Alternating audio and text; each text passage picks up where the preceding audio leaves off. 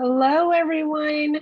Thank you for joining us today. My name is Cynthia Klink, and I am the Employer Entrepreneurship Advisor with Alameda County Small Business Development Center, hosted by Ohlone College. The FedUp program is sponsored by Alameda County Development Agency, CDA. Before I get started, I just want to share a few housekeeping items. This will be recorded and sent to attendees.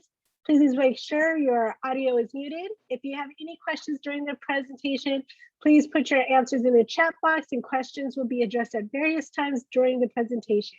At this time, I would like to introduce Indu Jayakumar, who is the instructor for today's webinar. All right. Thank you. Thank you, Cynthia. Welcome, everybody. So I'm assuming that everybody here knows about the FEDA program, and hopefully you are in the right class. This is the food industry marketing.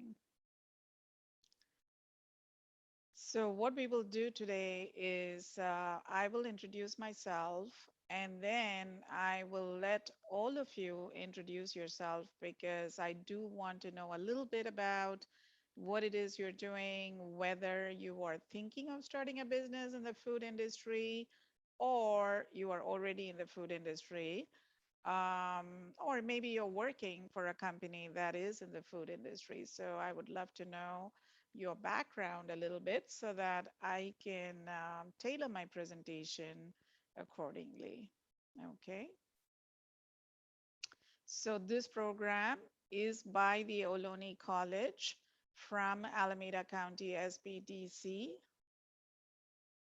And there is a disclaimer that says that all information in this presentation is for educational purposes only.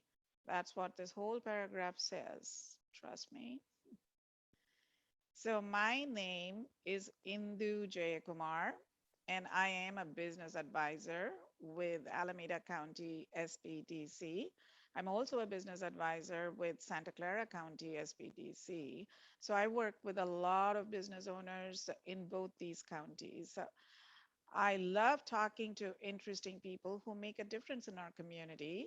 So if you have interesting business, or you're working on something interesting, do contact me. I would love to talk to you, because we are putting together a podcast, and I would love to interview you and talk to you and educate the public about what it is that you do. So it is a great opportunity for you. My contact information will be with Alameda County. So if you go to the Alameda County SBDC, my name will be there, and you can contact SBDC to get in touch with me.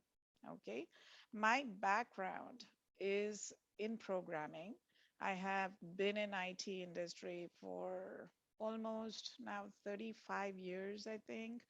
I do own a business called LocalBizNetwork, which caters to small business owners. We develop websites, we market the small business owners on the internet, and we also offer many, many courses to companies, where we teach the employees about social media and what to do and what not to do in social media when you are an employee, and also for employees how to use your email, what is the right way to use email when you are in a company setting, and also texting, with more and more companies beginning to use platforms like Coda and Slack.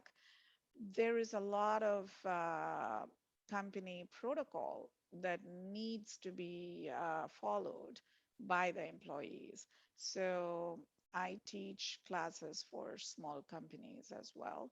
Um, and of course, I advise small business owners on starting a business, staying as a small business owner successfully, getting funding for the business owner, and also um, sales techniques for the business owner. So these are all things that I help with.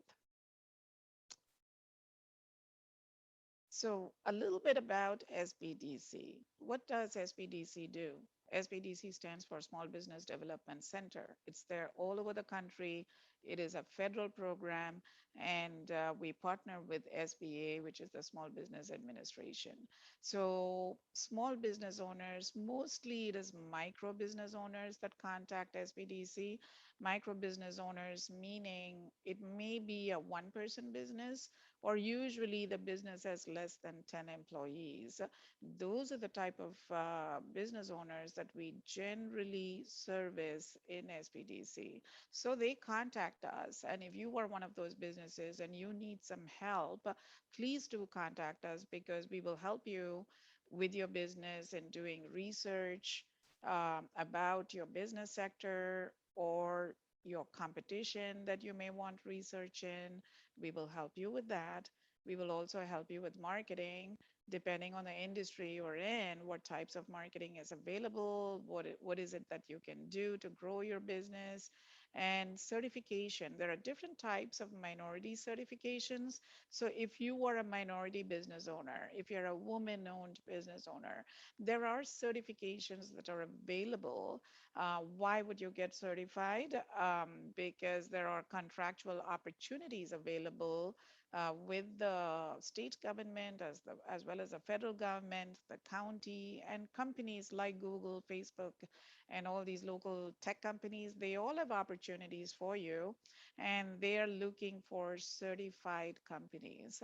So if you want to be certified, contact us, and one of us will help you. And if you want to grow your business and you're stuck in your business regarding growth, every business goes through a phase where we suddenly get stuck on how do we grow our business? I don't know which way to go. Who do I talk to? That's when you call SBDC because there are many, many advisors standing by just to help you, and continuity in the business too. How do you continue in your business? Sometimes when you are a micro business, or even if you're a sole proprietor, you are the only person working in your business, it does get rather lonely. And sometimes it's lonely at the top too. You do not know who to talk to. So some of the advisors can help you there too. And capital. That is the biggest thing that SBDC can offer you. There will always come a time in your business when you need money. So, how much money do you need? Why do you need the money? And do you need SBA funding, or maybe there's private funding available? These are all things that you can talk to us about also. And we will gladly help you. How much does it cost you? Absolutely nothing. Okay. So this is a free program for the small business owners in Alameda County. So please contact us and use these services. And even if your credit score is not that great, or if you do not know how to get a business credit score, because we are talking about business here, we are really not talking about personal here. So how do you get a business credit score, and how do you build up your score if it is too low? Those are things that you can talk to us about, and we will help you. So the agenda for today is introductions by all of you here, and the presentation itself, I will go over the restaurant and food industry website cost, because websites are a huge part of any business. And if you are starting a business in the food industry, you may need a website. I will also go through situations where you may not need a website actually, depending on what type of business you are in. So I will go over that.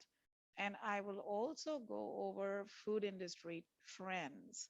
These trends are important, especially if you are thinking of getting into the food industry business. What are people currently looking for? It's super important to educate yourself on these trends before you jump into business. food industry marketing trends. That's very different from the general sector called the restaurant sector and the trends over there. There are marketing trends. How are people marketing these days? These are important items too to educate yourself in. And then we will wrap up and you can ask your questions. But you do not have to wait until the presentation is over to ask questions. Cynthia here is watching the chat box and you can type in your questions there and Cynthia will ask me the questions and I'll try to answer it. If I cannot answer it, we'll take it back to our center and somebody will get back to you. Okay. So let's get on with the introductions. Just a short introduction. Tell me your name, your business, or a business idea, the reason you are here, and do you have a specific question? So let's do that. And if you are already in business, remember, this is also a good networking opportunity. So if you're looking for something, if you have a need, go ahead and state that too. You never know. So there are so many people in this forum here, and SBDC has a lot of help also. Just go ahead and state your need, and we'll see if we can help you. Okay, Cynthia, maybe you can call out the names. Sure. We have somebody in the chat box that already introduced themselves. So we start off with Cheryl. Let's see, I was in catering business for 43 years. We were forced to close due to COVID. I'm thinking of starting a food related business within the next year, perhaps a bakery or artisan food shop. All right, Cheryl, good for you. All right, and then we have, and I'm sorry ahead of time to everyone if I butcher your name, Hugh Sheen, H-U-I. Yeah, yes, yeah, Hi. my name is, hi, can you hear me? Yes. Yeah, I'm Hui Xing. I'm new to this area. I never been had any kind of food business before, and I want to open a micro business. It's a home kitchen, so I just got all the information from, need advice from you, you guys. Very Thanks. good, very good, Hui. Welcome to the area. Where are you from? Oh, my original came from immigrated from the China, and but I've been US for more than 30 years. I Okay. was working at another area. Oh, I see. Okay, but you're new to the Bay Area, you said, right? Yeah. Okay. Well, welcome to the Bay Area. Okay, great. All right, so we have a few people that are a little bit camera shy, so I'll just start with them, and then anybody else going forward, I'm going to ask if you could just wait until I call on you, so that way you're able to come off the mute, because I would hate to miss your name otherwise. All right, so let's see. We have Thomas Nguyen, and let's see, he is currently in a corporate cafeteria and catering, and he's here to learn. And Judy Nix, I'm in the finance industry, but have always wanted to get into the food business. I am wanting to do a mobile food truck for fusion, of Asian / soul food. Okay, and then we have Marla. I've been in the coffee industry for 7+ years, and have been working behind the scenes to get coffee cart rolling, eventually a coffee trailer truck. I am here to learn and for some guidance to make confident and educated decisions. All right. And then Miles, the last one, Miles, I'm interested in opening a mobile cart and here on a fact-finding mission. I do not have any food service experience. All right, and let's see, who did I miss? Linda Boykins?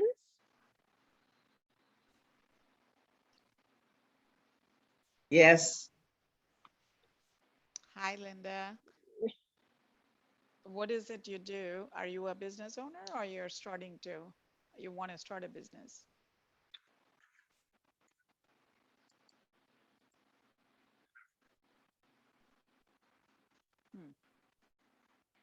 maybe she's having microphone problems. Yeah, you can move on to the next person. Yeah. All right, Lucas. Hi, everybody. My name is Lucas, and I am working with sustainable farming. I help people build commercial farms as well as we do our own farms ourselves. So I'm looking for anyone that wants to buy our mushrooms, microgreens, or any produce. So All happy to right. work with all of you. Wow, that is very interesting. Very nice. Thank you. Awesome. Thank you. Mm. All right, and then let's see, we have, I think we did Miles. Sabrina.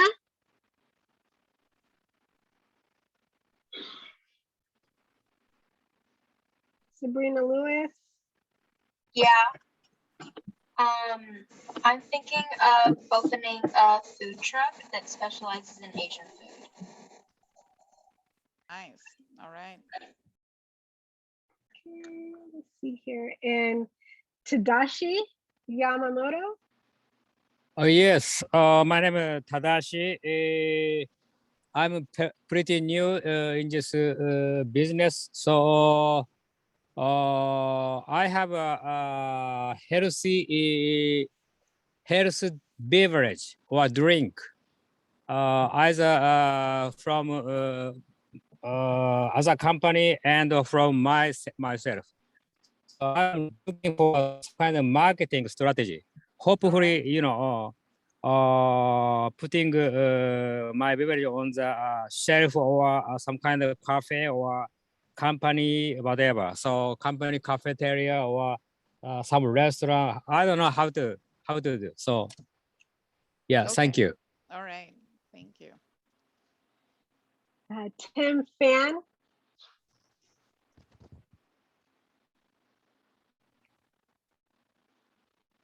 Hi, this is Tim. I'm the manager running with 2 stores. My partner is running Lisa's Tea Treasures in Los Altos, and I'm the management of Tea Time in Palo Alto. And I would like to learn more about the marketing and advertisement for my stores. Thank you. Okay. Thank you. And there's the last one, William Moreland.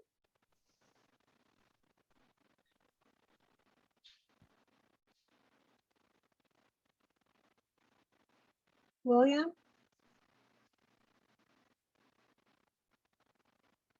Okay. All right. Is there anybody else that I missed? If there is, either put the hand reaction up to where I could call on you or come off mute. Either one's okay.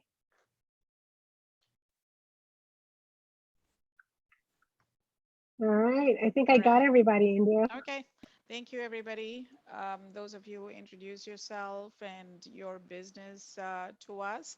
Remember, when you are in business, you don't have to be shy. Try not to be shy because I know it is intimidating to come up on camera, and I know it's intimidating to, talk about yourself or your business. It's hard, but it is a skill set that you can learn. Because it's an important skill set when you are in business. That's how you grow your business because people will want to talk to you and you have to explain your business to the other person because there will always be a time. As a small business owner, you are the salesperson for your business. You are the finance person for your business. You are the CEO, you are the CFO, you are the marketing person, you are everything basically. So, expressing yourself in a forum like this is an important skill set that you can learn. The networking skills are very important too. I think there are networking classes available via SBDC. So if you see them, do register for them. These are all free classes for small business owners in Alameda County because we want our Alameda County business owners to be very, very successful. So make use of your local SBDC. Okay.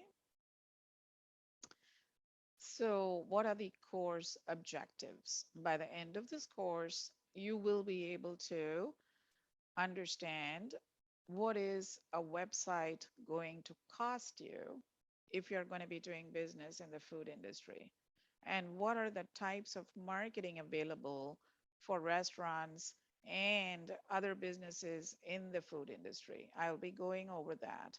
And you, in this day and age, especially when everybody is working online, we tell our business owners, think beyond local. So you may think that your local customers come from this, 5-mile radius or a 10-mile radius, but in reality, there can be other revenue streams for your business that other people may be able to buy, maybe outside the Bay Area, maybe in outside California, maybe outside the nation. You can be global too. So it really depends on you and the type of products that you are going to be offering in your business. So I'll be talking about that also, and the food industry trends in 2021. So like I was saying, these trends are super important to be educated in if you're going to be in this sector. So let's jump in and we'll talk about your business website. Many people contact SBDC advisors and they ask us, tell us how much should we be paying for a website? So and so company wanted, $2,000. Another company wanted $15,000. Another company wanted $20,000 for the website. Why is there such a discrepancy when you talk to website development companies? That's a very common question that every business owner has. This is because it really depends on your website and the functionality in your website. Okay. So the first thing I tell people is when people ask you, how much does a kitchen remodeling cost? That's an example, right? We don't know. It really depends how extensive your kitchen remodeling is going to be. Is it going to be like one of those fancy kitchens, which may cost anywhere between 200K to $1 million?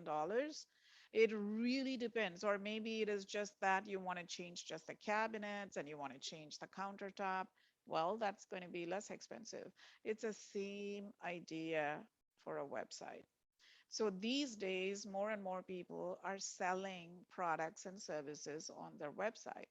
When you sell something on the website and people are giving their credit card information on your website and you are processing that credit card on the website, it becomes an e-commerce website.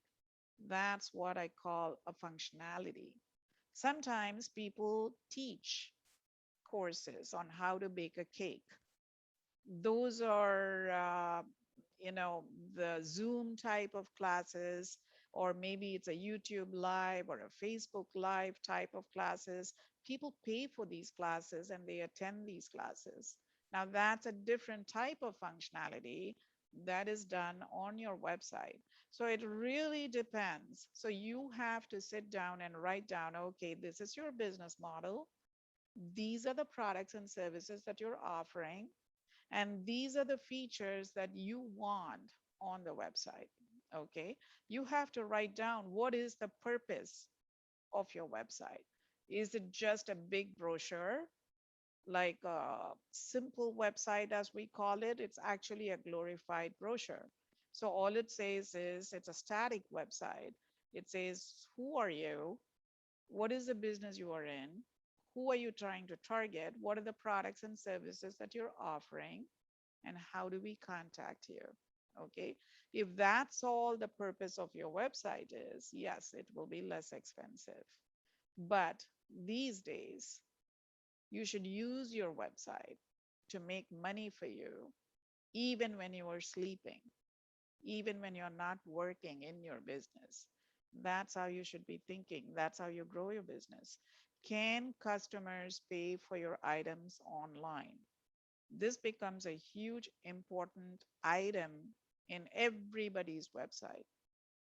If they can pay online, and if you do have some products that people will pay online, why not put it on the website and let people from anywhere pay for it?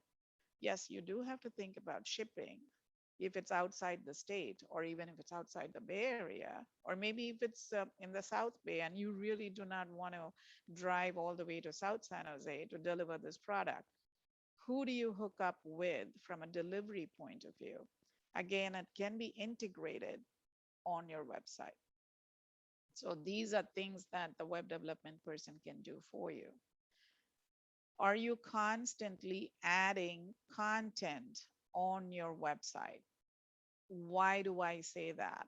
Why is it that you should be adding content on your website? That's because from a Google point of view, Google needs to know that you are still in business. If you develop your website and you have not even looked at it and you have not even touched it for 3 years, the Google algorithms will think that maybe you are not in business and it'll never come up on the searches.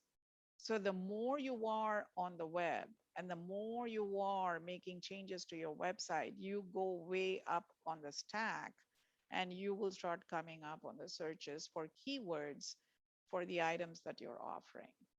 So it's not just enough to add content to your website. Of course, you do have to keep talking about your business on various platforms like the social media platforms. I will be going over that in a little bit. Okay. Now, let's say that you're a brand new business and or maybe you're a very tiny business. You do not have the budget to contract it out to another company because that seems like a lot of money to spend. So how do you do it yourself?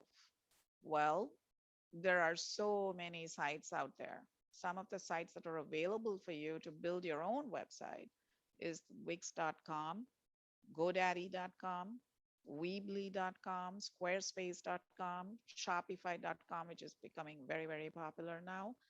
These are all websites that give you templates and you can do it yourself. But again, you know, if your expertise is not in building a website, don't waste time on it. You are a business owner now. You should learn how to outsource some of the things and do only the things that you're good at, which is actually running your company. There are a million things to do when you're running a company. So if you can outsource this portion of it, it's actually an investment from your business point of view. Choose a person that you can work with because a website keeps evolving as your business evolves. So today you would have had just one small item selling, let's say, the Asian and soul food combo, right? But tomorrow you would have thought of a brilliant idea. Maybe you are offering these meal kits that people can buy and they can cook their own Asian and soul food at home. That should be on your website, right? So you don't have to now sit down and figure it out or figure out how do you do this connecting to a e-commerce now so that people can pay for it and you can deliver it easily with a delivery company integration. That's why I'm telling you, just find the person who can also grow this website along with your company and stay with them and let them do the job. It's like hiring a gardener for your house to do the garden, or it's like hiring a house cleaner or any one of those vendors that you use. Sometimes you just do not want to do these things. But if you are a do it yourself person and you love doing these things, just go ahead, do it yourself. But if you do it with a designer, how much should the cost be? This is for a basic website without the integration of the e-commerce portion of it, without the integration of the Zoom Pro, where you can teach classes through your website. those kind of integrations can be anything. Actually, it can be a CRM that's connected to the website. This is just saying who you are, what your business is, what is it that you do in a contact form, right? The budget for designers should be $800 to $3,000. So that's how much you should budget. Once again, it's an investment. So you should set aside this money and interview people, talk to people, see who can help you and work with you and grow along with your business. That's important. Okay. Now there is Indu, yes. sorry, we have a question. How often should I change the content of my pages and products to get a higher Google search? Yes. And do you recommend Wix? Yeah, Wix. Do I recommend Wix is a very good question. I am in the field, so I am a programmer. From my point of view, Wix is very easy to use. It's like a do-it-yourself platform. But from a Google point of view, it is so hard for Google to crawl on the Wix pages. That's what we have found out. Okay. But they do have some really good templates. And the way you market a Wix website would be not exactly from a search SEO on the pages itself, because it's hard to crawl, but you can market that website on all the other social media like Instagram and Facebook and TikTok and stuff. That would be my answer. If you can, I would use Shopify. That's a really good platform. And GoDaddy also is a very good platform. Okay, that's my answer. How often should you change the content on your website? That's a really good question too. The more you change the content, the better you will start showing up on the searches. Since you're a business owner and you have many hats to wear, and if you're going to be doing this yourself, set aside some time once a week is what I would say. It can be, you don't have to totally add like completely new content on the website. It can be like a simple educational piece or a recipe. Since you're all in the food business, it can be a recipe or a simple tip in whatever field you are in, let's say in cake baking, so if it's even if it's a little tip, or if it's a video that you did yourself with your cell phone, it doesn't matter, people like to know who you are. That's also content. So if those kind of things does help in the search engine optimization, and you do start coming up on the searches. Okay, so that's a tip for you guys. Is your website is your website e-commerce enabled? In today's age, in this day and age, I definitely would recommend selling something on your website so that people can give their credit card and buy something from you. Okay, it doesn't have to be an actual product that you are shipping it out to somebody. If you do not have anything like that, do not stress out. It can be an educational, even it can be a consultation also. You know your field really, really well. And there are other people out there wanting to learn from you. Put a price to that. People will pay. Today I was talking to somebody, and this person is making almost like 350,000 per year. And what she's doing is basically teaching other people sales techniques, not for any business owner. It is for a very particular sector. This is for the HVAC industry. And even within the HVAC industry, it is for a certain product. It's for a certain HVAC product. So basically, your target market are the HVAC companies. And a lot of people come through Google because they're searching for the HVAC sales training or HVAC sales tips. So her website comes up, and she's basically teaching these people, how to sell these products and how to upsell. That's the same thing I would tell you. if you have something to offer and if you have some kind of educational piece that you can share with other people, there is a price to that. And that can be a revenue stream for you other than the regular business that you're doing as well. So that should be e-commerce enabled, where people will be able to register, they should be able to pay for it, and you set aside time. It can be once a week, it can be even once a month. So you make some money once a month from these classes that you're offering.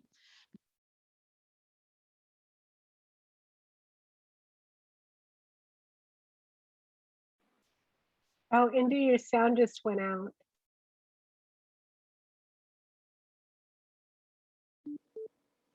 Are you able to hear me now? Yeah. All right. Actually, since I have you back, you do have a couple questions in the chat box. All right. One of them is by Tim. He asked if he just launched a new website on Wix and if you can get your help in looking into it. Absolutely, I will help you. So contact Alameda County and ask them to get you in touch with me. I'll also give you my information. I think my information is there at the end of the slides. So, okay. But it's a good idea to go through Alameda County. All right. Okay, and So the any other second questions? one Yeah. is, could you sell gift cards offering discounts or future meals on a website? Yes, gift cards are a great idea. I love great gift cards. That's a great way to make money because, for Christmas, Thanksgiving is coming, birthdays, anniversaries, anything. People are always looking for what gift should I be giving, even for family members, actually. So definitely have these gift cards availability on your website. People will buy it, especially if you're on social media talking about your company and about the things that you're offering. I can tell you, you will have your own following and they will buy from you actually. So that can be a separate revenue stream for you. Good idea. Okay. So budget for the forms on the website. Let's say that you did your own website on Wix, or maybe you did it on GoDaddy or one of the other platforms out there, but you get stuck on doing these lead generation forms, or you have some sort of third-party app that needs to be integrated. You do not have to don't get frustrated. Contact SBDC and we will put you in touch with one of the companies that can help you. All right. Does your website have membership options? I wrote that option also because I coach people on how to grow their business and how to sustain in their business. If you're already in business, you know how hard it is. You know how hard it is to grow because business owners are a different category, and there are many, many hurdles that you have to jump over before you can be sustainable in your business. So I teach people on various things where you should have different revenue streams in your business. One of the revenue streams I teach people is the membership option. Previously, it was only the wine clubs and the wineries. They used to have these membership options where you become a wine club member. They'll keep mailing you this different types of wine every month. But this can be done in any business, actually. So I was helping a lady who was basically delivering fruit to various companies locally. And the fruit that she was delivering was basically she made a deal with the local farmers in Hollister and Gilroy and I think Stockton, outside of Stockton. So she has a relationship with like about 10 to 12 orchards out here, and she has a couple of people, family members, helping her, and they go and take all the fruits that are slightly damaged and that is not going to go really to the grocery stores because the grocery stores won't buy them. So she gets them at like rock bottom price, and she gives she gives that discount to the local companies, and she delivers them every morning in a van um, as breakfast actually. So instead of her claim to fame is don't give your employees bagels and donuts, but give them healthy fruit. So she's doing really well. And she has a membership option. So the companies have to basically buy this membership, and then she will deliver the fruit to these companies. But what is the advantage of that? The advantage is she gets regular income. She knows how much she's going to make every month. Okay. Unless some company drops out, that can happen. It always happens, but there'll always be other companies joining in into this membership. So it's kind of easier when you know, okay, this is how much you're going to be making every month. And then you can think of other revenue streams also, which can be more choppy sometimes, depending on the economy and depending on whatever the weather. So that's something to think about. There's a question. What is the budget 1,000 to 2,000 for? Is it for the cost of hiring a consultant or cost of DIY?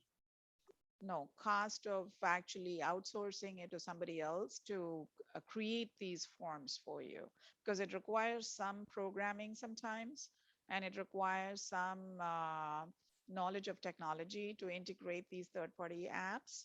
So to hire a company to do these forms for you, that would be like $1,000 to $2,000. It's a one-time fee. Okay.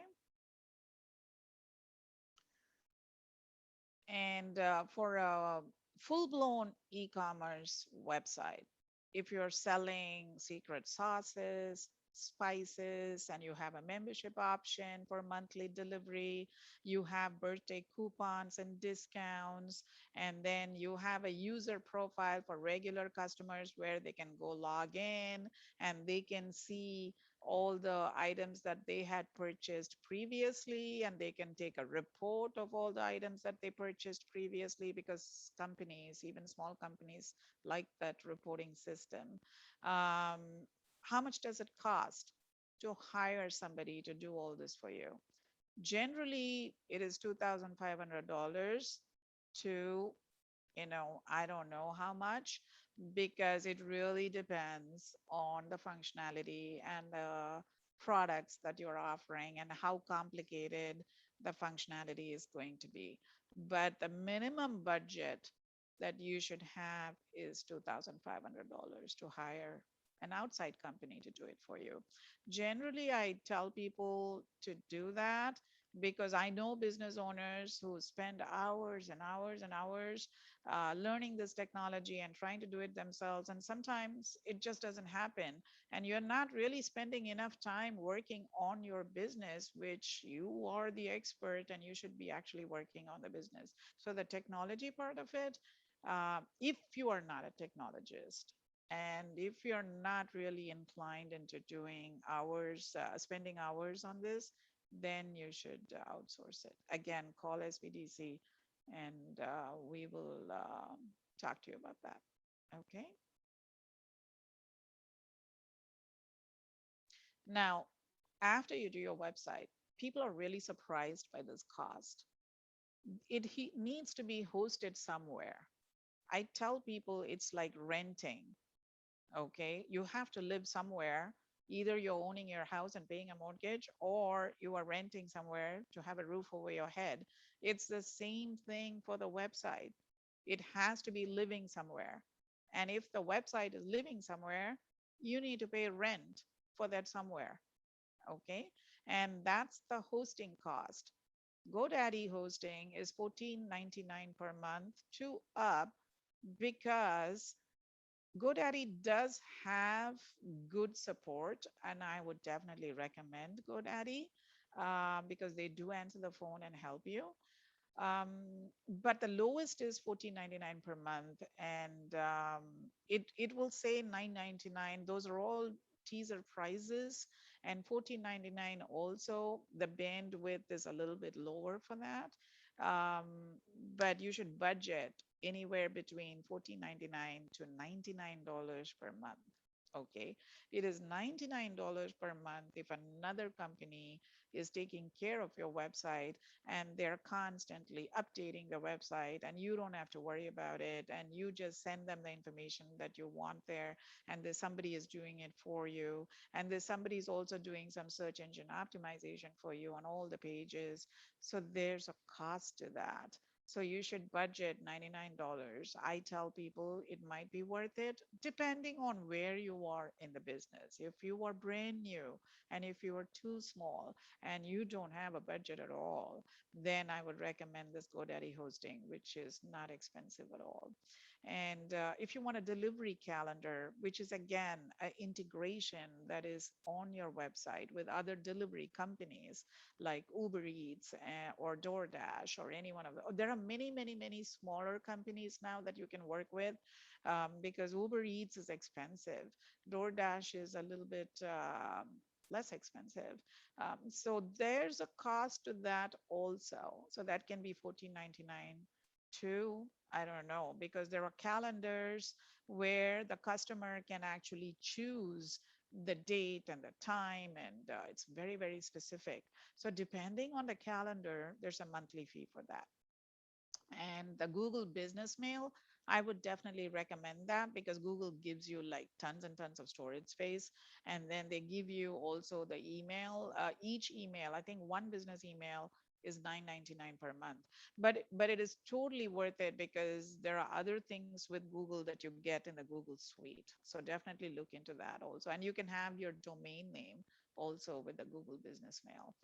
And the payment gateway, I recommend Stripe or PayPal. PayPal and Stripe are both good Bay Area companies, actually. And Stripe is actually a San Francisco based company. They're not yet, they haven't gone IPO yet. They're not a public company yet, but it works really well internationally. And a fraud is it's I would not say there will always be fraudulent charges in any gateway, but with Stripe and PayPal, it's almost 99% of the time it is good actually, so you can trust them. Okay, and the reporting on Stripe and PayPal is very good when the time comes to pay your taxes. If you're not doing your taxes yourself, your CPA is going to ask access to Stripe and PayPal, and you can easily give your CPA access, or you can easily take a report and then give access to your CPA if he wants it actually. But if it's already connected with your bank account, it'll anyway show up on the bank account. And if the bank account is connected with your QuickBooks, um, it shows up in your QuickBooks anyway. So you need to give access to your CPA. But from a reporting point of view and from a return point of view, also, suppose a customer is just annoying you. We all have customers from hell, right? So suppose this customer is from hell and he just wants his money back for whatever it is that you sold. It is so easy to give back the money in Stripe and PayPal and just write it off. Okay.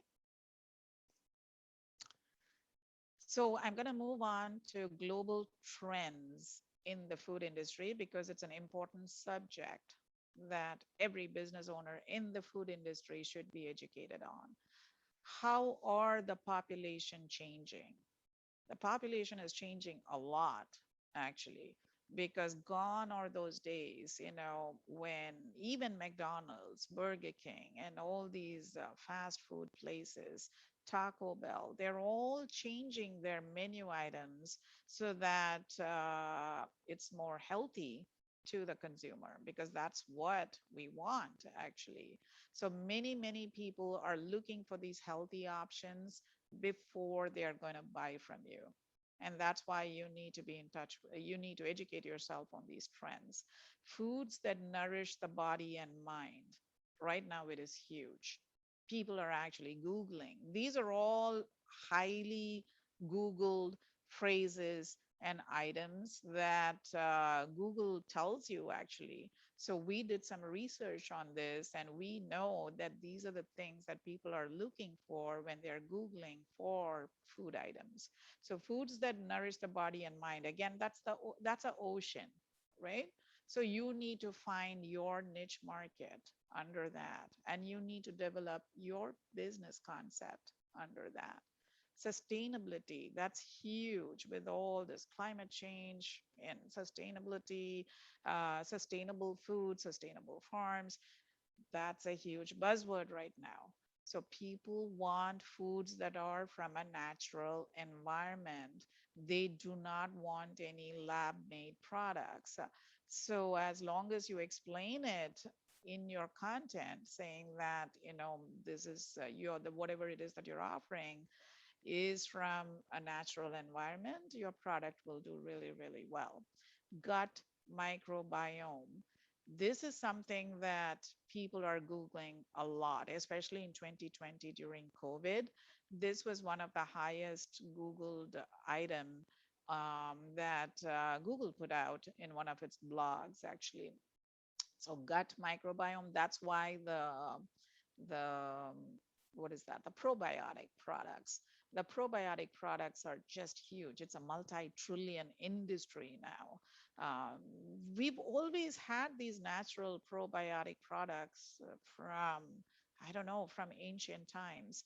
But right now, it's become so popular that people are actually looking for these products and they want to buy it. So if you are in this industry sector, if you want to be in this sector, do some research and try to get into that sector by offering foods that come under that.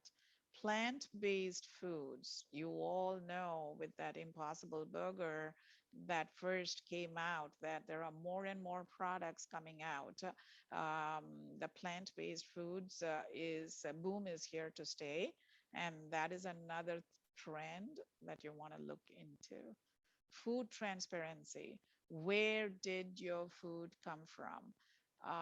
That's the QR codes and the artificial intelligence. All these are working on telling people actually, okay, your food traveled from wherever, it took this long, and it has been on the shelf for this long. So it's up to you if you want to buy it or not, because people do not want to buy foods that has been sitting in the shelf for a long time.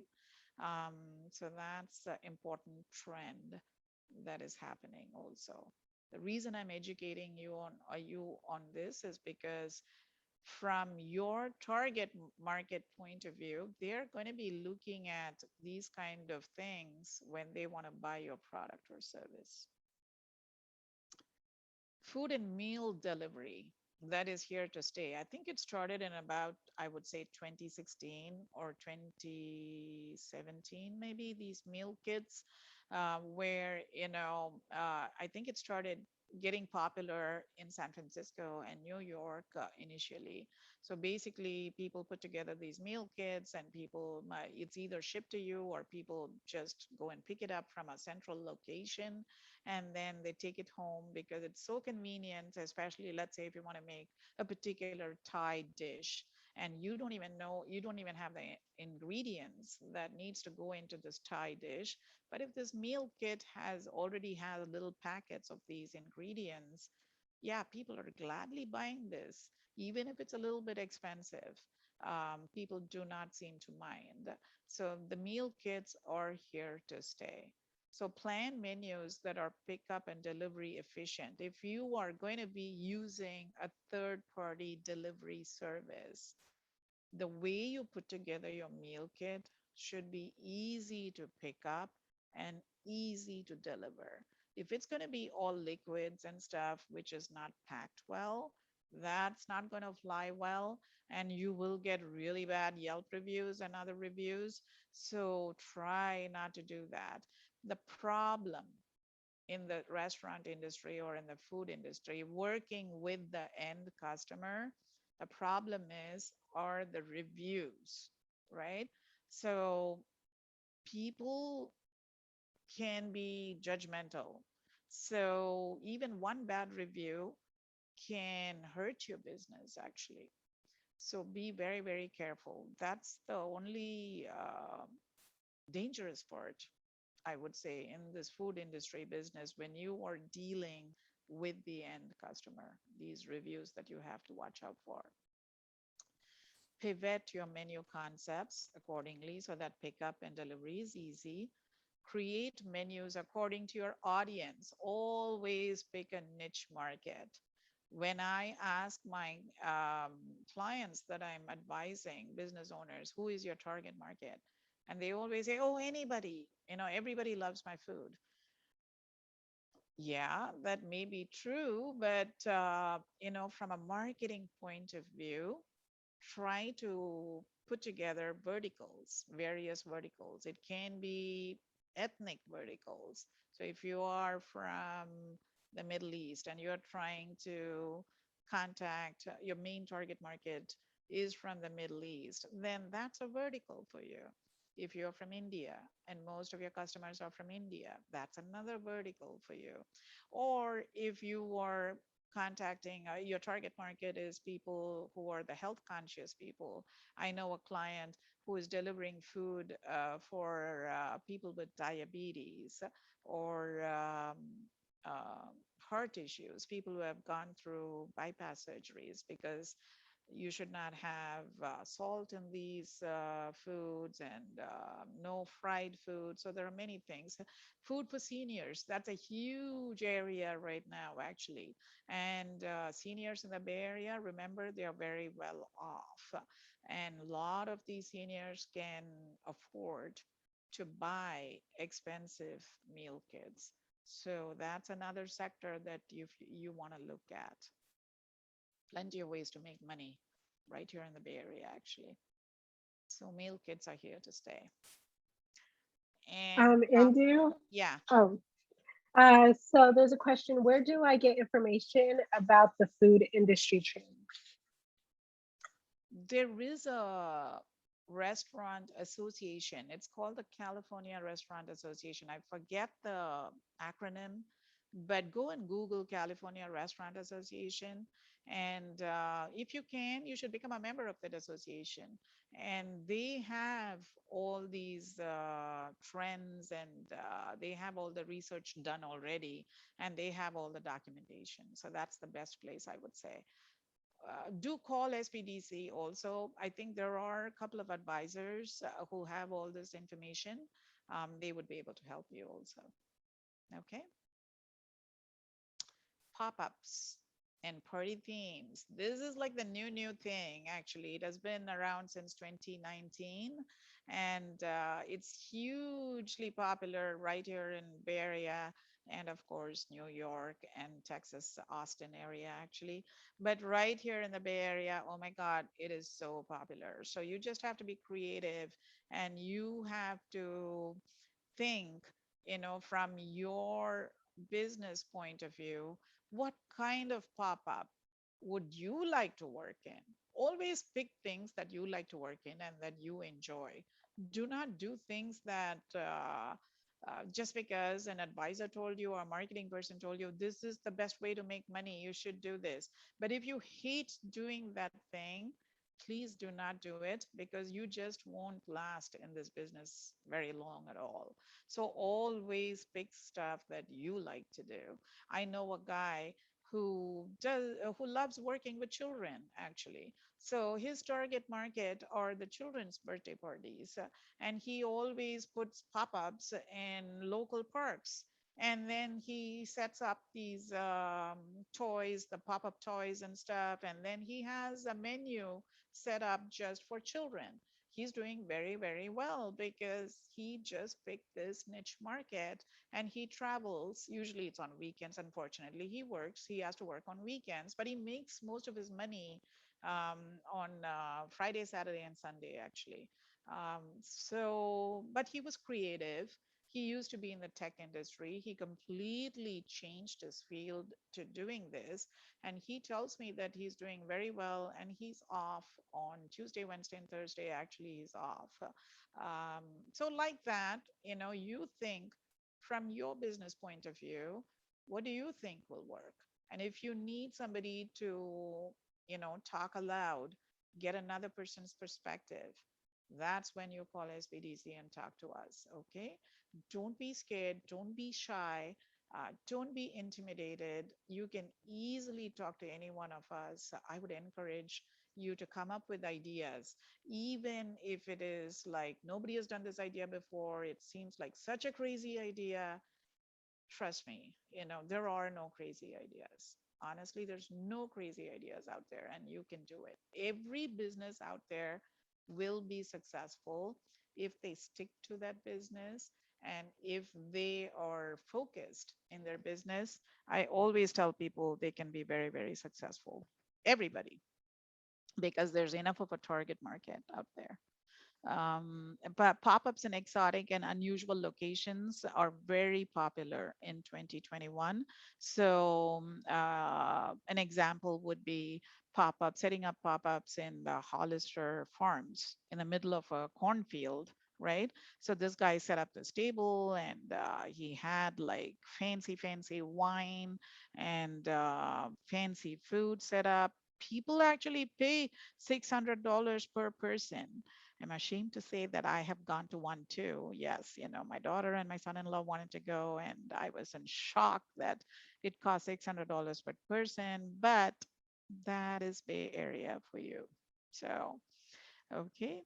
And party themes, retro themes, where you dress up like you're from the 60s.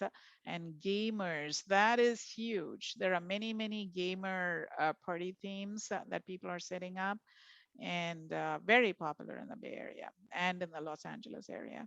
And boomers, of course, another area. Remember, boomers have a lot of money. So if you have the boomers as your target market, very, very lucky. Just cater to this population. They have a lot of money sitting there and they will pay. If they like the product, they will pay. Okay. And this is another trend that it's like become like $1 trillion industry now. Whoever was in this sector, they did very well in 2020 during COVID time. So all the foods that helped your immune system, all the foods that helped your mood swings, all the foods that would help you get out of this low energy feeling. All these foods did very well. There was this business owner in Morgan Hill. She basically was cooking in her kitchen, her home kitchen, and she just has about I would say 25 clients, all of them here in the Palo Alto Mountain View area. And she used to drive all the way from Morgan Hill with these baskets of food that she cooked that basically help the immune system and low energy. And people just love it, actually. So, and they pay her a lot of money. She's got members, actually. So it's a membership format. And I think people pay her I think it's like $150 per month. And she delivers food every week. Um, it's in bottles, like in the pictures. So it's in bottles, and then it's like the milk bottles. So once they're done with the bottles, they actually keep it outside the door. So she just picks up the used bottles and then she puts the fresh bottles in there. So these are all probiotic, rich fermented foods. She is Mexican, so it's more Mexican oriented. So the foods are all more, it has a Mexican flavor to it. So whatever culture you are from and whatever food that you like to cook, everybody, all our families have these secret recipes. There's so much money to be made, actually. So think about that. Foods that boost the immune system, foods that will stabilize mood swings, foods that will energize you. These are what people are Googling, and they're actually buying all these foods, because you cannot go to a restaurant and ask them, okay, serve me probiotic rich fermented foods. I don't know how many restaurants serve this food. So people are wanting more and more items that is more personalized to them. So that's the trend that is going on right now. Okay. And around, Indu? yeah. Oh, so Miles asked, would Google Analytics be a good free source for food industry trend information? Yes, absolutely. You got it. But remember, it's like jumping into the ocean. So what are you going to search for, right? So it's going to give you reams and reams of millions of information. So that's why you need to decide. Every person is different, like the lines in the palms of our hand. Okay. You have your own ideas about food.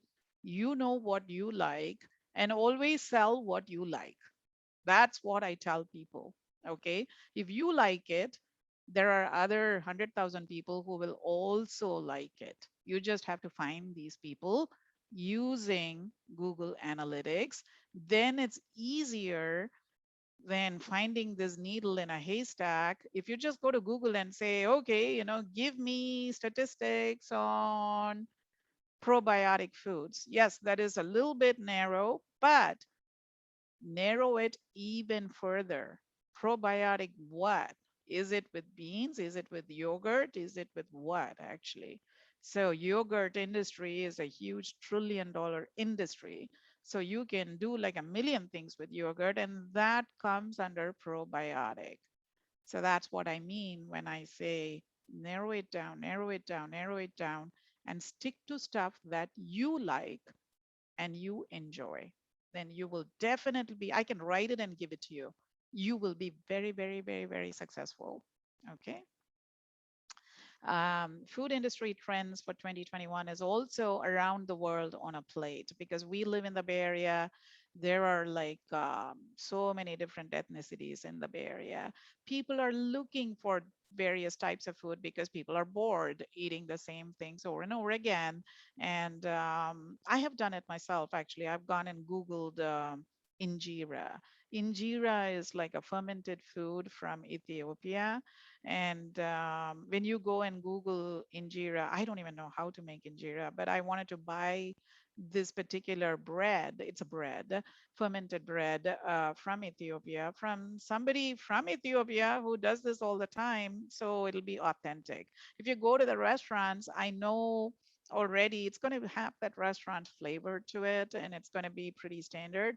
But if you buy it from person who is from Ethiopia and who made this authentic fermented bread called injera, it does taste good. Actually, it tastes better, and I feel I'm also helping this small business owner.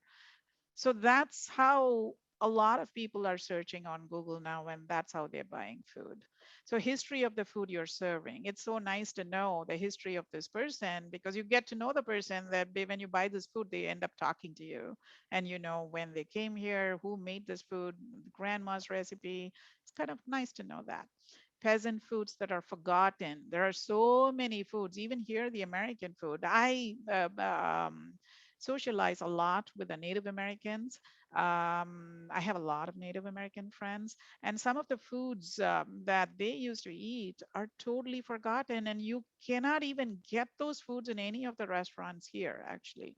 So, unless you know a person from the Native American community, and unless their ancestors have taught them how to cook this particular thing, yeah, you're not going to know. So there are a few people like that who cook from their home kitchens, and you can get these foods from them. Street foods from around the world, and that is so nice too. And a lot of people love that, actually. So if you have some sort of street food from your country, if you are from a different country, that's something that you can think about also. So these are all businesses that I think will do very, very well. Sell that special salsa, food club membership, partner with local small delivery services. I say local small delivery services because Uber Eats and DoorDash, that everybody knows, it is an advantage to you to go and sign up with Uber Eats and DoorDash, and what's the other one? Grubhub. These three large mega services. The reason being, they will send clients to you from their marketing because your name shows up on their database and they will be pushing it out. So it is an advantage, don't get me wrong. But when you're starting out, it can be a little bit expensive also. So when you are starting out, I tell people try to partner with some of the local small delivery services. That way you yourself will learn all the pitfalls that come with local small delivery services, right? I'm not going to glorify and say, start a business, everything is going to be hunky dory, you're going to make tons of money. All you have to do is just love what you do. No, with a lot of positives comes a lot of negatives also, but you do have to be prepared. As long as you are prepared for these difficulties that will come along the way when you're running a business, then you should be okay. Some of those difficulties may come with the delivery services that you're going to hook up with. Um, I may not know what those difficulties are, but I've been working with a few clients who run into problems. But as long as you anticipate ahead of time, and it's easy to iron out these problems. So when you're starting out, take baby steps and then learn the process before you jump in with the big guys in the industry, would be my advice. But definitely sell something on your website because you never know. I know a lady who's selling salsa. Her restaurant shut down, actually. It's a Mexican restaurant and it shut down. She has no income. She was actually so depressed and she went into massive depression. She called SBDC, and but then I talked to her and I said, okay, why don't you sell the salsa on the website? Now there are people buying. She cannot even make enough salsa to sell because she's like one person, making it in her kitchen. And so she gets orders from outside the state also now.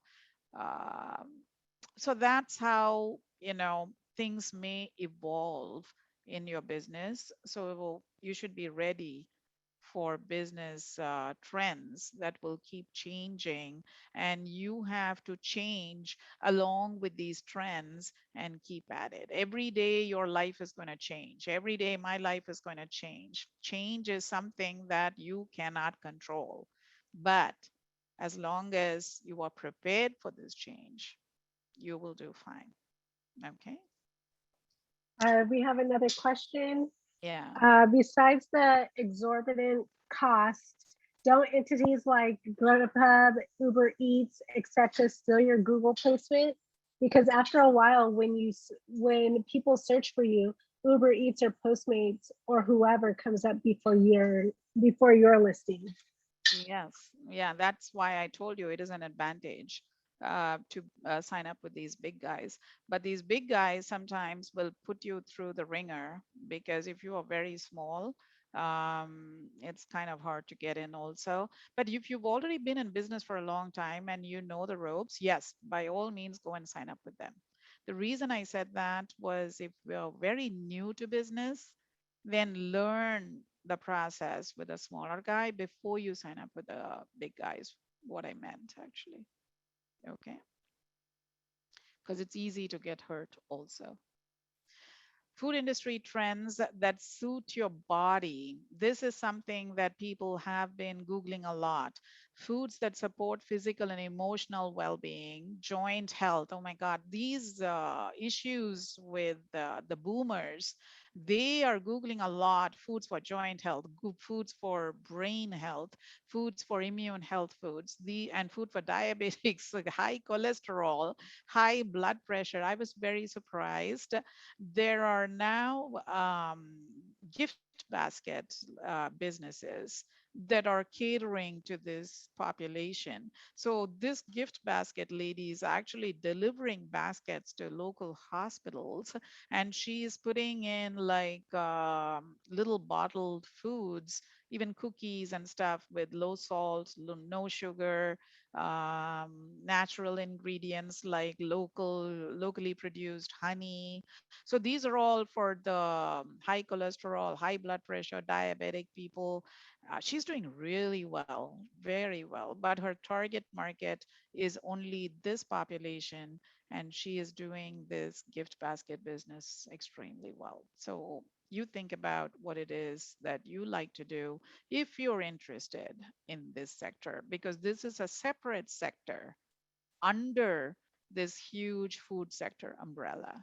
Okay. So when Google looks at your business, it's going to archive you just like you have a filing system in your file cabinet. Exactly the same way Google has a filing system. So when you are in the food industry, it'll put you first in this huge food sector basket. And then under that, it'll put you under health foods. And under that, it'll start putting you under further filing, which would be these, health foods.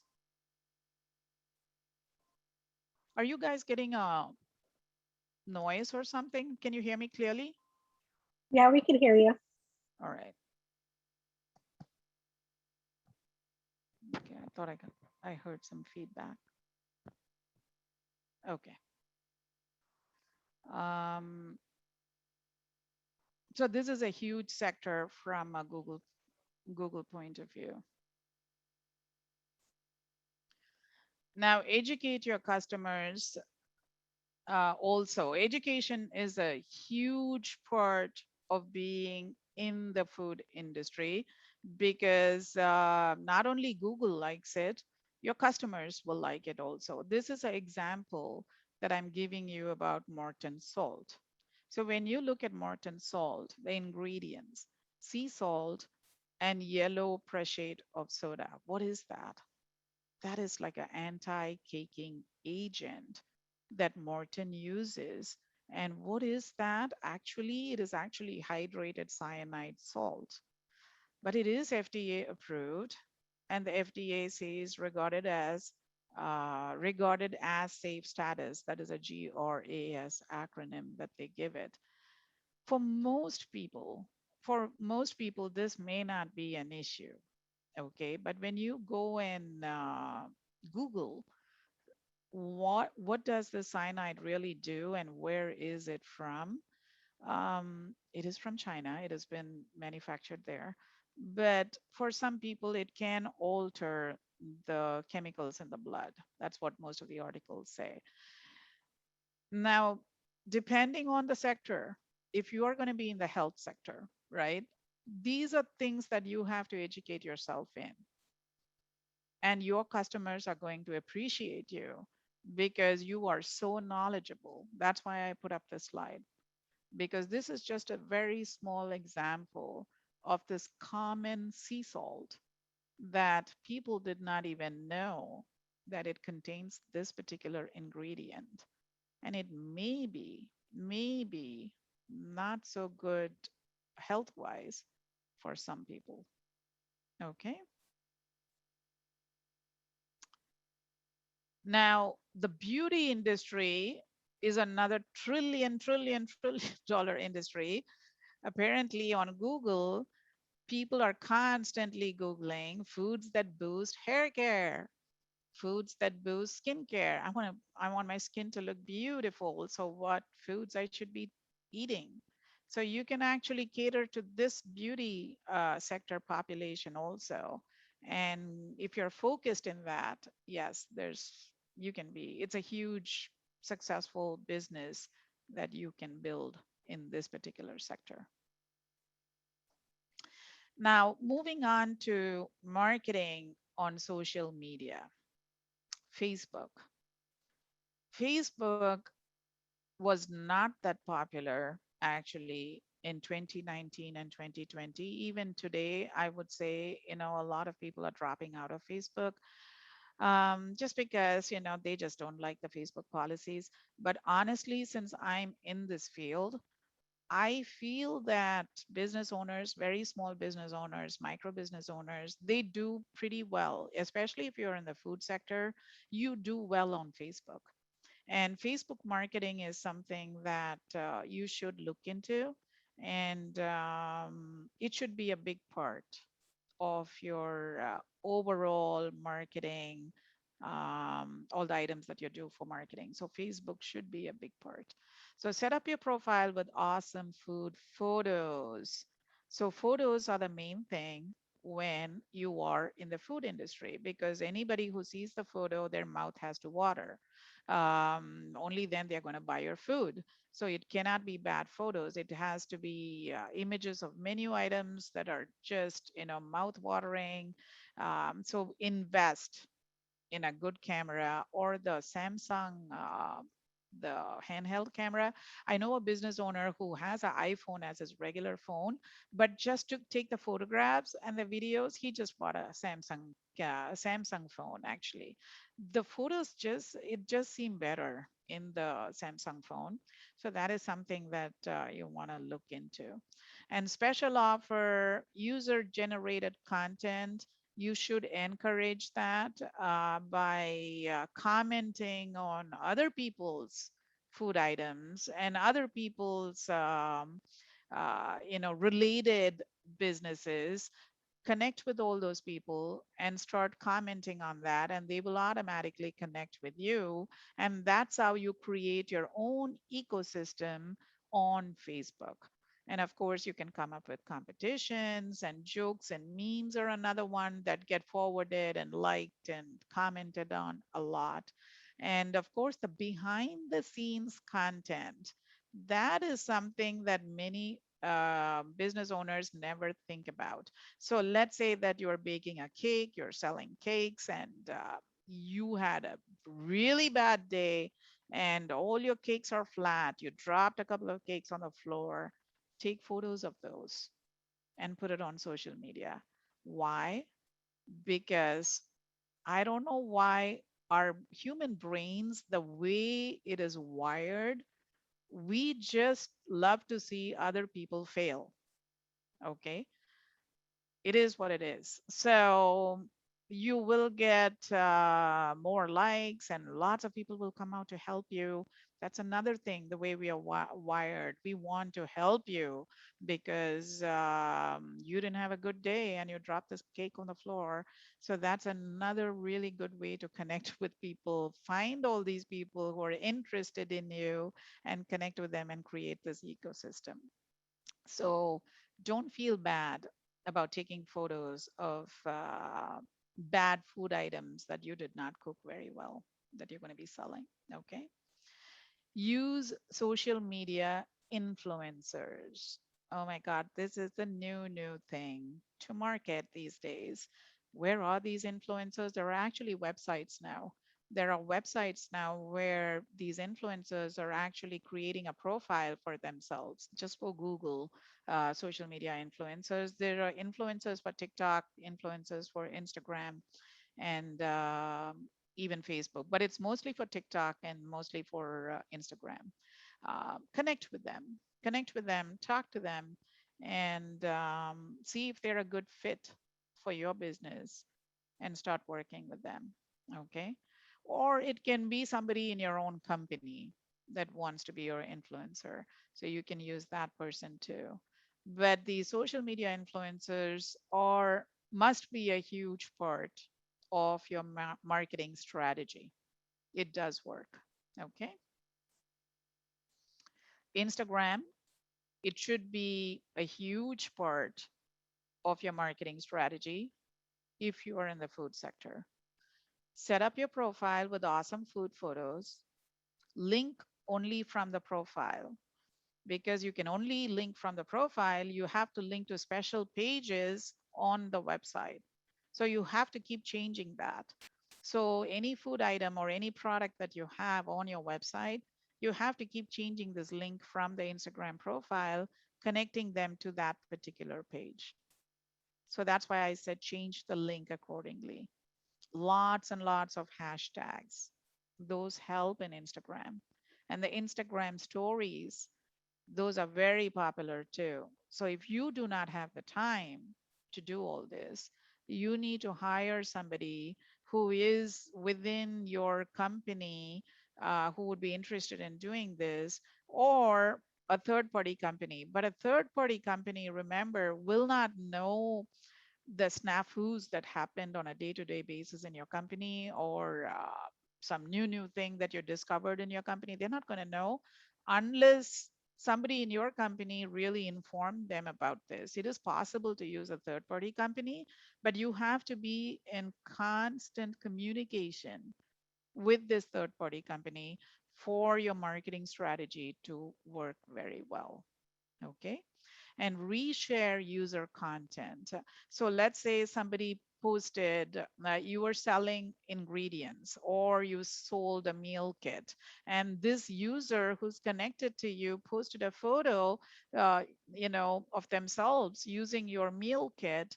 You should always reshare that customer's photo and their awesome comment that they wrote about your product. Yes, it is work, but that's a very important marketing strategy that you need to develop as a habit. Again, if you don't have the time, tell somebody else to do it for you. Indu, Yeah. someone asked, how do influencers work? Do they charge? Yes, some of them charge, some of them do not. Let's say an influencer is a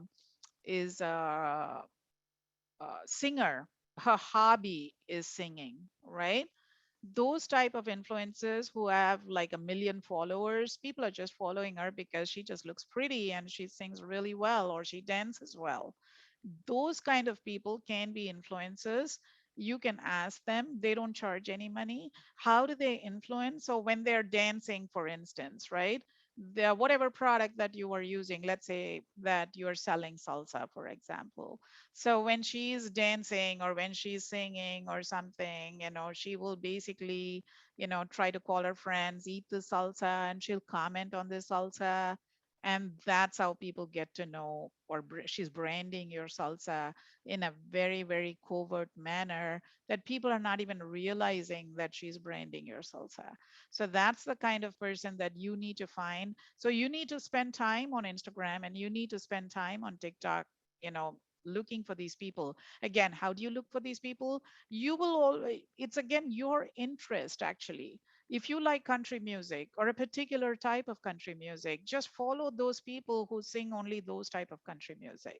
One of those people can become your influencer potentially. Never try to follow people that you're not interested at all in their content. So make sure that you just love the content that they are producing. Okay. TikTok has become really huge, guys. If you're not on TikTok, and if you have not downloaded TikTok, I would definitely recommend, because almost anybody and everybody in the food industry is on TikTok. So it's a good idea for you to check it out. It brands very quickly, user engagement is there, food influences. This latest case, I've been so obsessed with this Gabby and Brian case. The Gabby, the poor girl who died, she was an influencer actually. She was nutritionist. And there are videos of her on TikTok making yogurt out there in the campsite. It's really so sad to see this pretty girl who got killed. But again, there are now news channels on TikTok. So many people are following. You can actually watch news on TikTok now. Um, so that's the kind of platform that TikTok has become. So the user engagement is just fantastic. And the food influencers are all there on TikTok. And dance challenges, of course, that's how TikTok became famous, for the dance challenges and cooking challenges. TikTok is very famous for that. Now, if you were in the one of the ethnic food sectors, TikTok is really famous for these separate ethnic TikToks.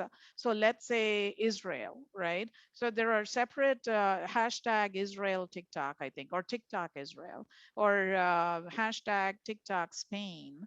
So there seems to be like a separate database of people and influencers under that. So depending on the type of ethnic food that you are offering, you may want to look for these people who are already there.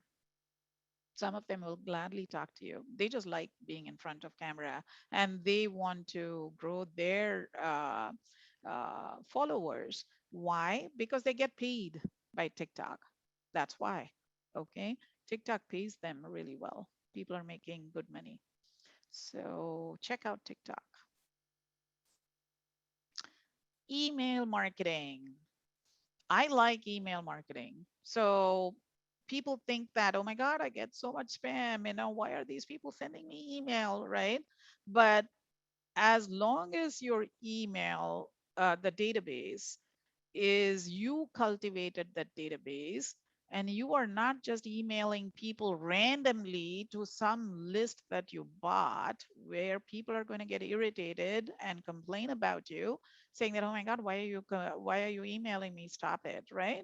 And they will just unsubscribe. But if you have a really good database of your past clients, or you found these people who actually subscribed for your newsletters or whatever it is that you're offering, that's the type of people that you should be contacting. They don't mind getting the email from you. And if you have like birthday specials, anniversary specials, some kind of discount, yes, they will definitely use those coupons that you send by email, and they will also share it with their ecosystem actually. So your name will spread through the email marketing. And it's also a good way to create traffic for your website. So when you send out email newsletters or email campaigns, there are links there where when you click on those links, they're basically taken to your website. That creates traffic to the website. And how does that benefit you from a Google point of view? Because the more traffic that you get from these links to your website, Google likes it, because Google now knows that, oh, there are enough people liking your product. There are enough people liking your business. They seem to want to buy from you. So let me show this business as a result when people are searching for you. So that is one of the criteria that Google is looking for. So it's a good idea. Now, this is a new thing. If you are a very small person cooking from your home kitchen, how do you sell your product, right? Or you're thinking of doing that. There are many platforms that are coming out for selling your home cooked food. Home cooked food is becoming super popular as opposed to people going to the restaurants. That's still there, don't get me wrong, but there are more and more people wanting these home cooked foods. So I would definitely, if you have one of these items that, or if you want to get into the sector, a good way to market that would be your Nextdoor app. So other than your Nextdoor app, there's an app called Chef, SHEF.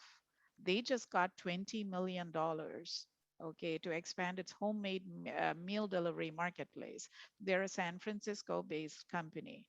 And there are other companies coming out like Chef, but Chef is the first one that seems to be pretty popular now. I think they're in the US now, certain cities in the US. I think they're in New York, San Francisco, Chicago, and Austin, I think. And or maybe Miami too. And it's also there in India and I think a couple of other countries in Europe. I'm not sure. But this is something that you want to check out. So the way it works is you just basically sign up with the app. I don't think there's a cost to sign up with the app. And then you cook, you tell them what it is that you want to cook. Let's take this Ethiopian injera. So I want to cook, this person wants to cook injera. She would basically describe injera. She would put photographs of injera, and Chef would market her and her product. And if somebody is going to buy that, they would basically send the order to her and say somebody wants to buy your food and you need to deliver it tomorrow at 4 p.m. to the central location. Okay, so there's a central location, I think, for Bay Area. I think it's in Palo Alto, and there's a location in San Francisco. So that's how these people work. So you take your home cooked meal, take it to the central location. They will check it before it goes into a freezer, and then I think the next day it gets delivered. So it's a very interesting concept, but there are lots of home cooks making money with this particular app. So that is something that you may want to look into. It's a really good app. There's another question, or there's two questions. Yeah. One is, what email service do you recommend, Constant Contact or other? I would recommend MailChimp. MailChimp, I think, gives you free email campaigns for less than 50,000, not 50,000, sorry. Now they've lowered it. I think 5,000 now, 5,000 email IDs. Or contact me, and I will also recommend people who are coming out these email campaign platforms that you can sign up with. They are less expensive actually, and they will handhold you and they will help you. Also contact me and I'll recommend. Okay. And the other question is, do we pay for chef? No, you get paid. You don't pay right now. So if somebody buys your food, after they take their cut, you get paid. So it's a really interesting concept now. It's getting very popular. There is another person who is developing an app. In fact, he contacted SBDC, and I am his coach actually. And I think my next slide would say that he's actually looking for people. So contact me and I'll go over that in a minute. So the rules in California for home cooks. What are the rules? Alameda County residents will now be able to legally prepare and sell home cooked meals. Okay, I think this passed in April 2021, I believe. So that's the good news. Yay. So it's only Alameda County and Solano County right here in NorCal who can do this. No other county can do this. They all have to they have to sign up with the commercial kitchens and pay the rental fee if they want to be a home cook. But in Alameda County, you can use your own kitchen. Home cooks must apply for a license and comply with certain conditions, including use calibrated food thermometers to check temperatures. So you have to get the thermometer. Successfully complete a food manager certification. This costs money, of course. That's how the county makes money. I think it's about $696. I'm not sure about that. Don't quote me on that, but it's around that price. So you have to do that every year, I think. It's kind of like a license. No eating, drinking, or smoking during food prep. Environmental health is allowed to inspect your home. They will come to your home once a year after you get the permit. Okay. In response, or if a customer complains, they will be at your door. So they are strict. So make sure that no customer complains about you. And you are limited by certain restrictions, including not allowed to sell more than 30 meals per day or 60 per week. I think that's a huge number. So most people should be okay with that. No more than one full-time employee. So you can have only one full-time employee if you need help, but you cannot hire even another part-time employee. That's illegal. You cannot do that. But can you hire two part-time employees? I'm really not sure. When I was doing this, I was thinking that, but I don't know the answer for that. If anybody wants to know, I will find that out, but you can have up to one full-time employee, one operation per household. So you cannot have like two businesses, home cooked foods going on. Your neighbor is coming to your kitchen too, and she's selling her own Afghan food, and you're selling your Ethiopian food. You cannot do that. You can have only one business going on in one kitchen. And sales up to 50,000 a year only. You cannot make 51,000 or you cannot make $50,100. Then yeah, the county will come after you. You can make up to $50,000. Okay. Now, this particular food sector app that I was talking to you about, that I'm the advisor for, he is looking for interns actually. So I always tell new business owners, it is always a good idea to work in this sector before you start a business. Okay, because that way you learn the ins and outs of being in business, talking to business owners, talking to people in the food sector. So you educate yourself. Choose the department that you're interested in. Always, when you become an intern in a company, or if you decide to work in a company before jumping in into your own business, how should you work? Where should you work? In which department? Because there are various departments in every business, even if it's a small, tiny business with three people, right? It's still compartmentalized. So you need to choose. So sales to consumers, it's a huge sector that almost every tiny business wants you then, right? Because that's a difficult business, selling to the consumer. But I tell people, try to work in that for some time at least.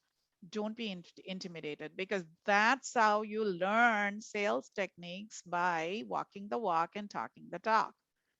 Super important skill when you are in business. You are a salesperson when you are a business owner. Okay. I would recommend not hiring an outside salesperson, at least when you're new. You should learn the sales process yourself in your business. Sales to food business owners, that becomes a B2B type of sales, which is a little bit easier than selling it to the consumer. So that's something you can get into and learn the ropes by working for somebody else. Education about app to people interested, to the people interested. So chef, for instance, right? People, the home cooks who want to sign up on this app called Chef. This is an example I'm giving you. Most people do not know how. So with this new app that's coming out, you may want to be in that sector where you're actually contacting these people who are interested in getting onto this app and helping them with this process. That is something that you need to learn, because it's going to come very handy in your own business. Customer support for people who signed up. Again, it's a very difficult job. So you were wearing all these hats when you are in your own business. You might as well be in customer support to another company and learn when people yell at you. Irate customers are mad at you, and people slam the phone on you. People go Yelp about you, mean things about you. How do you handle? Are you going to sit under the table and cry?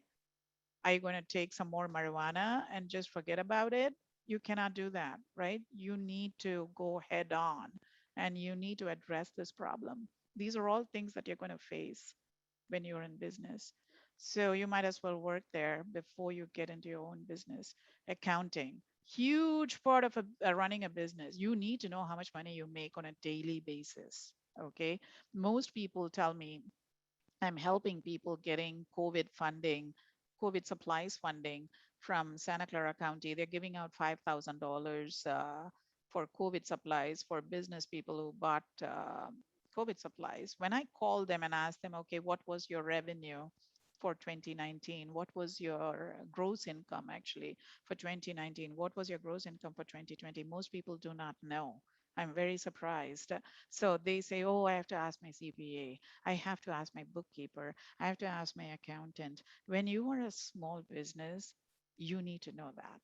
So you need to know every number that is out there. How much money you're making, what are your expenses, where is the money going? So that's important skill that you need to learn. Social media marketing, you need to learn that too before you hire somebody else. Social media is again an ocean. You need to know at least how Facebook works, how Instagram works, how TikTok works before you outsource this part to somebody else. Okay. Hiring and working with influencers. Again, if you're not used to this before you start a business, it's a good idea to work with another startup and see how they do it. And then just take the good points from those and then roll it into your own company. And that's a better way to do it when you're running your own company. India, Yeah. we have a couple of questions. One is, can you use a home cook certification to prep food instead of the commissary requirement? I'm sorry. Yes, if you're going to be doing it in your own kitchen, the certification is for cooking in your own kitchen and selling it. You can do whatever. Yeah. All right. And the other one is, what if we rent commercial kitchens to prepare food? Yeah, Do you we can do have, that too. Yeah. Mhm. do they have the same regulations? When you use a commercial kitchen, I think the certification is not required because they got the certification. You just pay that rental fee. But you do need a food selling license that you get from the county, which is a lot cheaper. Yeah. But if you store in another county, you're not allowed to do that. You can sell only, there are rules actually. That's why they make you take this certification class. When you cook in Alameda County home kitchen, you can sell only in Alameda County. You cannot sell it in another county. They have some ridiculous rules like that. So you need to learn all, they'll teach you all that before you get certified. Okay. And another one is, if I need interns for my restaurant, do I need to reach out to you? I could actually answer this one. Tim, at the Career Center, we do have a program to where we help you with interns. So if you email me, I could set up a quick, like, free 30-minute consultation to let you know all the services that Ohlone College could help you with. Yes, please use, because we have a career center at Ohlone College, and you should be able to use us. So I always tell people, when you are in business, be creative. Put on your creative thinking hat. So here is an example of Eat Cafe, which stands for Everyone at the Table, is one of about 50 restaurants of its kind nationwide. Located in the historic business district of West Philadelphia, the nonprofit welcomes everyone regardless of whether they can pay. Very creative, right? So you don't have to have money. Though there's a suggested price of $15 for a 3-course meal, it's perfectly fine for diners to leave less than that or nothing at all. In fact, customers may write down the amount they wish to pay on the receipt, meaning there's no verbal negotiating with the wait staff. Patrons who want to pay more than the recommended price are welcome to do so. So the way they make money is people who pay much more than their receipt, actually. So it works out for them, and they are opening more and more restaurants, and they get a lot of donations also. So be creative in whatever business you are in. I like this concept also. This concept is called Save Our Restaurant. Interestingly, it first started in San Francisco, believe it or not, but the San Francisco one is not there anymore, I think. So they copied this model in India. So when you go to this restaurant, you don't have to pay at all at this restaurant. Your bill is already being paid for from the customer before you. I've been to this restaurant actually. So it was such an interesting concept. I had to visit. So I went there, and there are tables, and in the middle of the table, they have an envelope. So yeah, after you get seated, you're supposed to open the envelope and see how much money there is. So if there's like $200 in there, you can eat for $200. So after you eat, you leave your own envelope for the next people to come and eat. So that really is the concept, and they're doing really, really well. What an interesting, creative way to run a restaurant. So always be creative in whatever field you are in. It's always about building a better mousetrap, as they say. So Everything that you're thinking of right now, somebody has done it already. Okay, that is the truth. So take whatever that somebody did already and put your own twist to it, is what I say, and you will be successful. And that wraps up our presentation. So what did you learn today? You learned cost of a website for the food industry. You also learned about trends in the food industry. You learned about social media marketing trends. Those are all the things that you learned today. So please talk to a SBDC advisor, and you should sign up. Before you sign up with any of the vendors, is what I meant actually. Talk to if it's an expensive vendor that you're going to sign up with, talk to a SBDC advisor, because we are free, and just get our advice, because there are many people who are who will fleece business owners, clueless business owners. We want you to be smart and sign up with the right people. Okay. And that's all for today. Thank you for sitting through this on a Wednesday evening. And thank you from SBDC, guys. There's two questions that were unanswered. One was, can we get a patent and package our foods for stores and other venues? You want to patent your package? Then you need an attorney to talk to. Yeah. Again, call SBDC and we might be able to refer somebody to you. But you do need to work with an attorney. I would recommend you work with an attorney if you're going to patent a particular packaging that is very unique from your point of view, and you do not want anybody else copying this package, then you need to patent it. Yeah. Or you can trademark it first. I usually tell people patenting is a very expensive process. Go to the USPTO website. That is the United States Patent Office, actually, Patent and Trademark Office. And that there's an office in San Jose, downtown also. Go to their website and you can actually submit for a trademark first yourself. Very easy to use and very self-explanatory. Get the trademark first, and then you can talk to an attorney to get the patent if needed. Yeah. And the other question is, will pop-up shops be a wave in the future? Yeah, I think so. My crystal ball says yes, because people are bored with the usual restaurant setup, especially with COVID. I think things have changed so much that also business owners do not want to pay the lease for this restaurant, which is expensive. You have to sign this 5-year contract with the landlords. So instead of that, if you're going to be using pop-ups, in various locations, I think that is the future trend. Definitely, I think it's popular. All right. If anybody else have any final questions, feel free to come off mute. All right, going once, going twice. People are sleeping. I know, right? Good night, guys. Sweet dreams.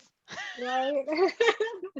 All right, well, I'll see you guys on Monday, and look for the recording of Indy's presentation, and please fill out the survey for tonight.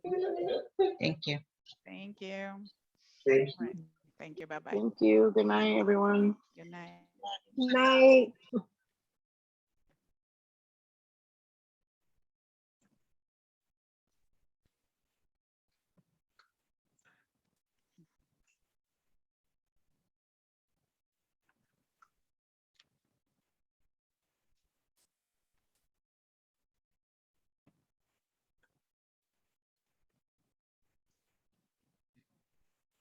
Wow, people really fell asleep. Yeah. No, we didn't. Okay. Thank you. I'm up and you guys did a great job. I am so impressed. Thank you. Thank you. Oh, thank you. And I want to do this because I am an administrator for a foster care agency. Ah. And I'm also a social worker, and I work with senior citizens that don't have ways, they no longer can cook, they got dementia, they got Alzheimer's. So I'm looking for a viable way where we can send them the food, prepare the food, and some of them have liquid diets, and I'm fighting with the assisted care living homes and things like that. So I'm always looking for something to do. All right. What a wonderful service. Thank you. And you guys are doing a great service too. You need to take your show on the road. That would be fun, Cynthia. You need to take your show on the road. Just all package. You guys got a good package, and you got to. You know, I have people from California all over the world. I'm a doctor. I have a PhD in gerontology. wow. I have a JD in law. I have a master's in social work, a bachelor's in social work. My sister worked for Obama and Hillary. I work for Congresswoman Barbara Lee. So I can have the connections, and I've been taking your classes throughout the years. Oh my I God, we are believe in so you guys. honored. We are so honored for. I'm you're glad I very- did not know this before. I would have been so intimidated. No, you guys are very viable. There's a lot of people out there. There's young people out there that need your services. They're standing on corners. They don't even know how to go out there. Oh, yes. I write grants. Yeah. I used to work for the Small Business Administration.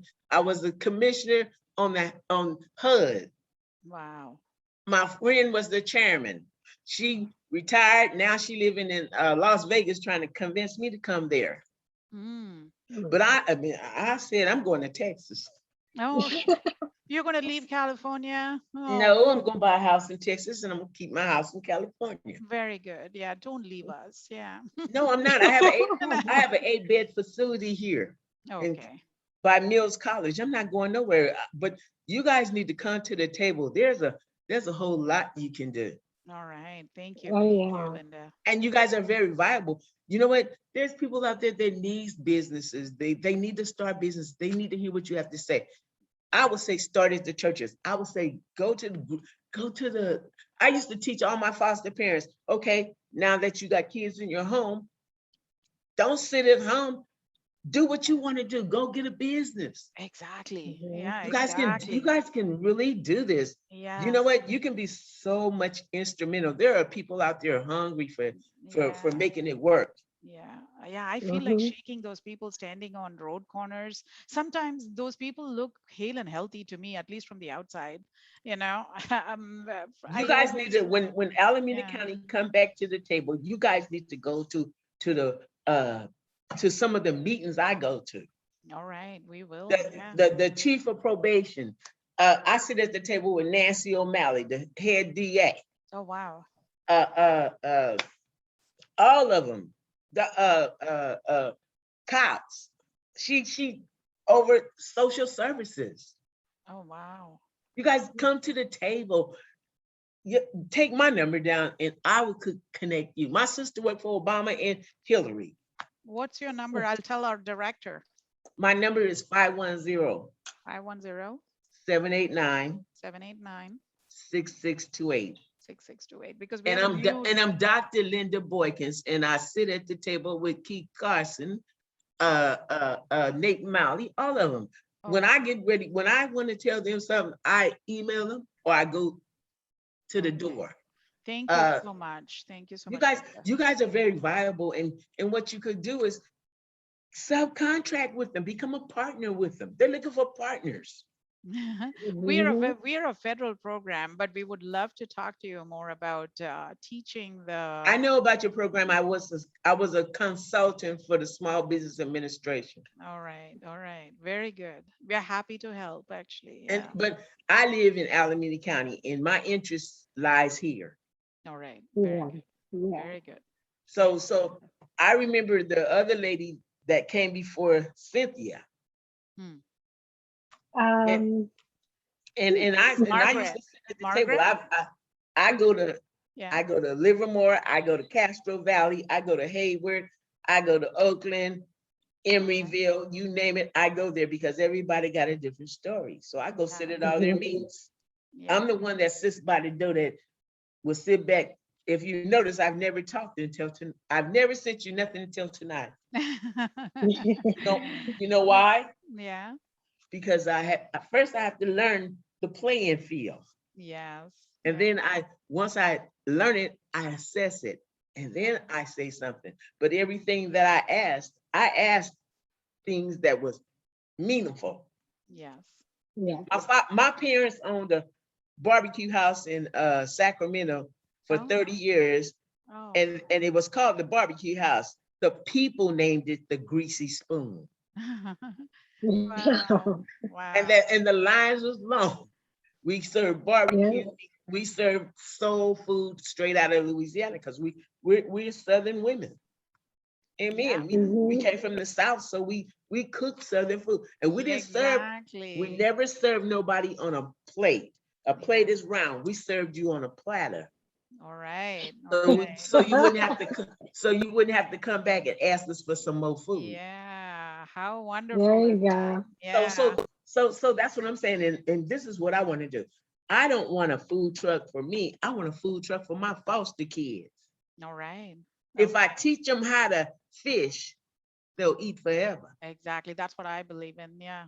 But if I teach them how to be handicapped, look at us now. We're handicapped. We're all paralyzed. We can't. We just got ready to get out the door. I never stopped going out the door. Pandemic or nothing. Yeah. Yeah. You know what I'm saying? Yeah. I'm going out the door because the people that I serve need me. And I'm in the people business. I'm in the business of people helping people. Right. So now you, I don't really talk a lot.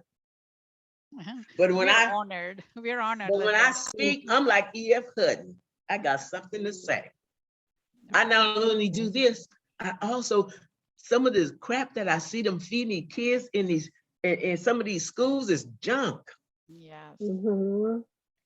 And I sit there and look at it and I'm like, and when I don't work with people, I do medical evaluations for insurance companies. You could get in insurance business. Yeah. All you have to do is explain why people want to get up out of the bed and not be disabled. And most people don't. Yeah. So have you guys ever made a survey where you say, okay, what do you guys want to do? Nobody never asked the people what they want to do. Everybody got this grandiose ideas of what they want them to do. Most of these people don't even want nothing. They don't even want to be bothered with their kids. Yeah. And I'm just telling you guys this because I really don't talk, but I feel compelled to say that. Yeah. So you guys got a good program. Okay. So get out there and market it and sell it. Right. You can sell it because what you're saying, you don't have to sell it to you. You're in Alameda County, but Alameda County is vast.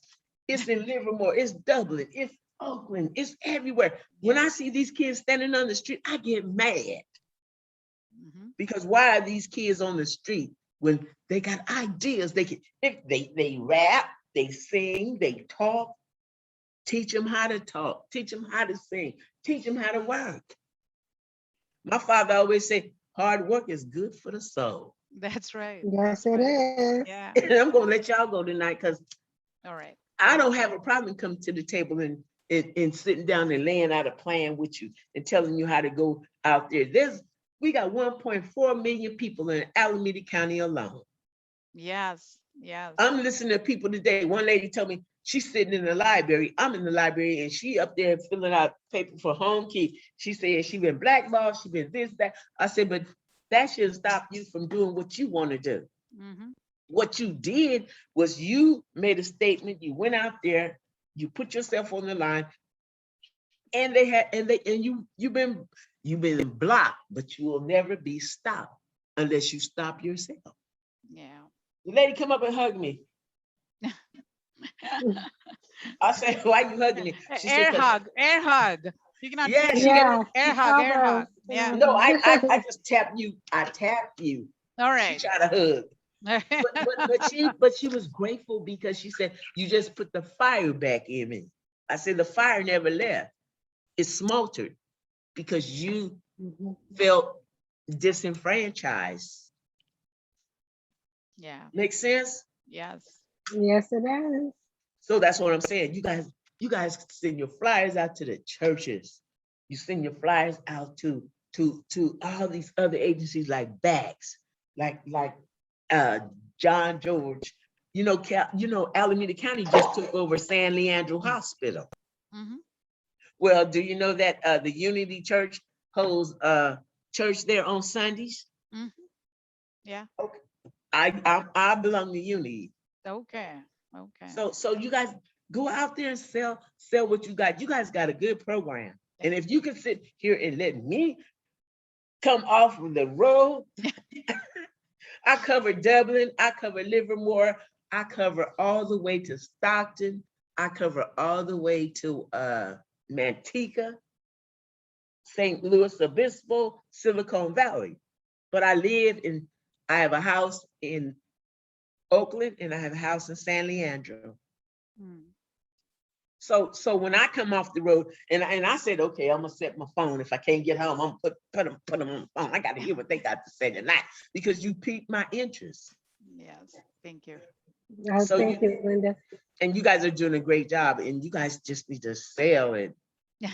Thank you, Linda. Take your I show don't think on you the can sell road. it. Thank you.